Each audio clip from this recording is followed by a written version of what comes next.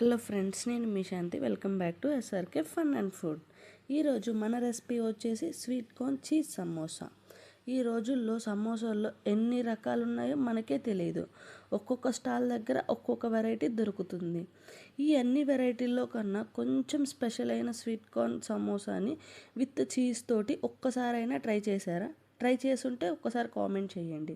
Try చేయకపోతే డెఫినెట్గా నేను చెప్పే ప్రాసెస్లో ఈజీగా ఎలా తయారు చేసుకోవాలో చూసేద్దాం రండి. ముందుగా ఒక మిక్సింగ్ బౌల్ ఆర్ ఒక ప్లేట్ తీసుకొని అందులోకి 1.5 కప్ వరకు మైదా పిండిని తీసుకుంటున్నాను. అండ్ 1/2 టేబుల్ స్పూన్ సాల్ట్ని యాడ్ చేసి ఒకసారి అంతా మిక్స్ అయిన తర్వాత ఇందులోకి గోరువెచ్చని నీళ్ళతో పిండిని కలుపుకోవాలి. ఇలా గోరువెచ్చని నీటితో పిండి కలుపుకుంటున్నాము అంటే మనకి పిండి అనేది సాఫ్ట్గా అండ్ మనం చపాతీ రుద్దేటప్పుడు చాలా పల్చగా బాగా వస్తాయి. అందుకని గోరువెచ్చని నీటిని యూజ్ చేసి ఇట్లా అంతా బాగా ముద్దగా మెత్తగా కలుపుకున్న తర్వాత 1 టేబుల్ స్పూన్ ఆయిల్ కూడా యాడ్ చేసి దీన్ని ఒకసారి మొత్తం ఇలా మిక్స్ చేసుకుందాం. ఇలా మిక్స్ చేసుకున్న తర్వాత మనం స్టఫ్ ప్రిపేర్ చేసే వరకు మనం ఈ పిండిని నాననిద్దాం, పక్కన పెట్టుకుందాం. ఇప్పుడు మనం స్వీట్ కార్న్ని కుక్ చేసుకుందాం. ఒక బౌల్ తీసుకొని అందులోకి ఒక 2 స్వీట్ కార్న్ తీసుకొని ఇట్లా ఒలుచుకొని ఇందులోకి యాడ్ చేసి సరిపడినన్ని వాటర్, ఒక 1/2 టేబుల్ స్పూన్ వరకు సాల్ట్ని యాడ్ చేసి బాగా కుక్ చేయాలి. మనకు ఒకటి తిని చూడగానే అర్థమవుతుంది కుక్ అయిందో లేదో అని. ఇలా కుక్ అయిన తర్వాత ఒక స్ట్రైనర్ తీసుకొని దాంట్లోకి వడకట్టుకొని పక్కన పెట్టుకుందాం. ఈలోపు మనం సమోసా చేయడానికి షీట్స్ కావాలి కదా, ఆ షీట్స్ ఎలా ప్రిపేర్ చేయాలో ఈజీగా ఒకే చపాతీలో అన్ని షీట్స్ వచ్చేలాగా చూపిస్తాను, చూసేయండి. మీరు ఇట్లా చిన్న చిన్న బాల్స్గా ఎన్ని కావాలి అంటే అన్ని షీట్స్ ప్రిపేర్ చేసుకోండి. నేనైతే ఇక్కడ ఒక 6 షీట్స్ వరకు ప్రిపేర్ చేస్తున్నాను. ముందు ఇలా మనం ఎక్కువ పొడిపిండి వేసుకొని ఇట్లా రుద్దుకుంటూ ఉండాలి. మరీ పలుచగా కాకుండా కొంచెం మందగానే రుద్దుకోండి. ఇలా అన్ని ఇప్పుడు ఎన్నైతే చపాతీలు చేయాలనుకుంటున్నారో అన్ని చపాతీలు ఇలా రుద్దుకొని మనం పక్కన పెట్టుకోవాలి. చూడండి, ఇంత మందంలో చేసుకోండి. మళ్ళీ మనం రుద్దుతాం కాబట్టి కొంచెం చిన్నగా రుద్దుకోండి, ఇంత అవసరం లేదు.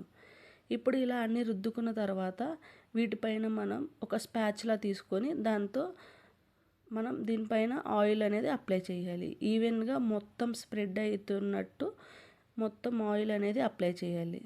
ఇలా ఆయిల్ అప్లై చేసి దీనిపైన పొడిపిండి వేయడం వల్ల మనకి షీట్స్ అన్నీ ఒకదాని మీద ఒకటి పెట్టి రుద్దుకున్నప్పుడు మనం తీసేటప్పుడు చాలా ఈజీగా వస్తుంది. మనం పొడిపిండి డైరెక్ట్గా యాడ్ చేయకుండా ఒక టీ స్ట్రైనర్ తీసుకొని ఇట్లా కొంచెం పిండి యాడ్ చేసి ఇలా ట్యాప్ చేసాము అంటే ఈవెన్గా పిండి అనేది పడుతుంది. మనం డైరెక్ట్గా చేతులతో యాడ్ చేసామంటే ఒక చోట ఎక్కువ ఒక చోట తక్కువ అలా పడుతుంది కదా, అందుకని ఇట్లా టీ స్ట్రైనర్తో చేయండి. ఇప్పుడు అన్నీ ఒకదానిపైన ఒకటి ఇలా చూపించే విధంగా పెట్టుకోవాలి. ఇలా అన్ని షీట్స్ పెట్టిన తర్వాత దీన్ని వీలైనంత పలుచగా మళ్ళీ మనం రుద్దుకోవాలి. మరీ పెద్దగా రుద్దాము అంటే మనకి చపాతీ కాల్చేటప్పుడు మనకి ప్యాన్ ఉంటుంది కదా, ఆ ప్యాన్ అనేది సరిపడేంత సైజులో పెట్టుకోండి. మరీ ఎక్కువగా కాలిస్తే మన పెనం అనేది పట్టదు. ఇప్పుడు మీకు కొంచెం పలుచగా రుద్దుకొని పక్కన పెట్టుకుందాం. మనం ఇది కాల్చేటప్పుడు మెయిన్ మన ప్యాన్ ఏదైతే ఉందో ఆ ప్యాన్ అనేది బాగా హీట్ అయి ఉండాలి.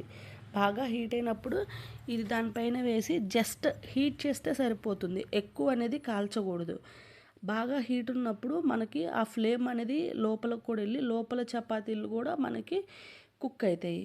చూడండి, మరీ ఇది కొంచెం ఎక్కువే కాలింది, మరీ ఇంత కాలాల్సిన అవసరం లేదు. జస్ట్ ఇంత డార్క్గా రాకూడదు. ఇప్పుడు వెంటనే స్టవ్ ఆఫ్ చేసేసి దీన్ని మనం ఇట్లా పిజ్జా కట్టర్ ఉంటే పిజ్జా కట్టర్, లేదంటే నైఫ్తో అయినా కట్ చేసుకోవచ్చు. ఇక్కడ నేను స్కేల్తో యూజ్ చేసి కరెక్ట్గా షేప్ వస్తుందని కట్ చేస్తున్నాను. 4 సైడ్స్ ఎడ్జెస్ అన్నీ కట్ చేసుకొని మనకి సమోసా షీట్స్ ఎంత సైజులో కావాలి అంటే అంత సైజులో మీరు కట్ చేసుకోండి. ఇక్కడ నేను ఇట్లా కట్ చేశాను. 12 షీట్స్ వస్తాయి నాకు.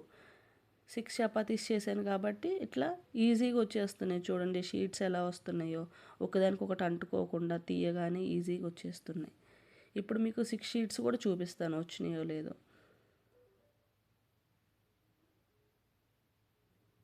షీట్స్ అన్నీ ఈజీగా వచ్చినాయి. ఈ షీట్స్ అన్నీ మనకి ఆరిపోకుండా ఉండాలి అంటే మనం ఒక ప్లేట్ తీసుకొని దానిపైన పెట్టుకొని దీనిపైన ఒక క్లాత్ పెట్టుకున్నాము అంటే మనం స్టఫ్ ప్రిపేర్ చేసి ఇందులో పెట్టే వరకు మనకి షీట్స్ అనేవి ఇప్పుడు ఎలా అయితే ఉన్నాయో అప్పుడు కూడా అలాగే ఉంటాయి. అందుకని దీనిపైన ఒక క్లాత్ పెట్టుకొని పక్కన పెట్టుకుందాం.